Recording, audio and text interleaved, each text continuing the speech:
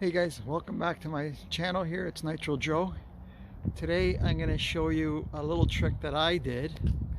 If anyone has spinning screws in their jacuzzi returns, which I had a really bad one here, and this one I did end up replacing it because it was my first one and I ended up breaking it trying to remove the screw.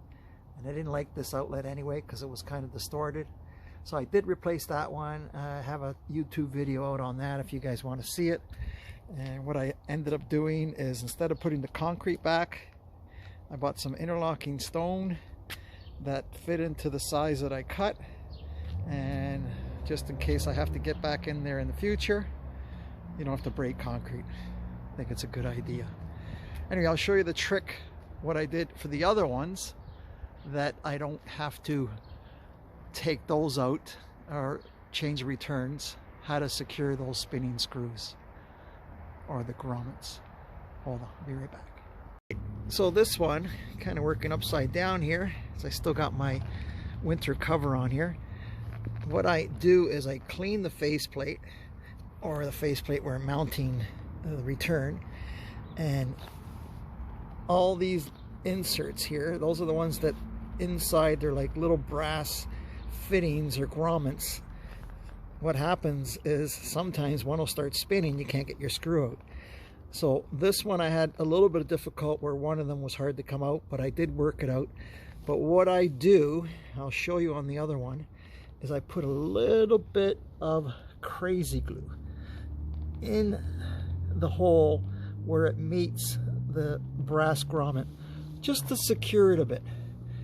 And I'll show you a little trick what I did on the one where it was spinning pretty bad. This is the tools I used to repair that one.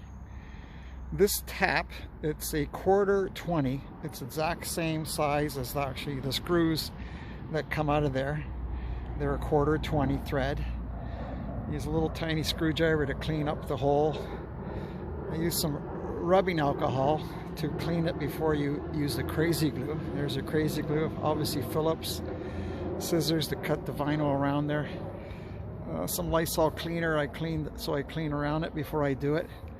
So what I'm going to show you guys is, with this tap, what I do is I would screw that tap in there a little bit, right? And this was the one that was loose.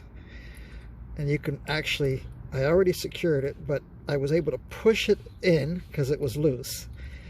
And in this tiny little area, right, get your crazy glue and you just put a dab inside there. And then I was able to pull this back, right, so it retained it in the area where it's supposed to be. And the glue bonded, and as you can see, that's solid. It's turning and it's cleaning the threads. And what I'll do after that, I know it's bonded well, which I know it is, put a little tiny bit of transmission oil, a little dab of transmission oil inside there, just for lubrication.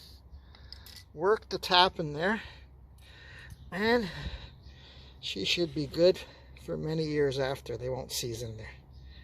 Thanks, guys.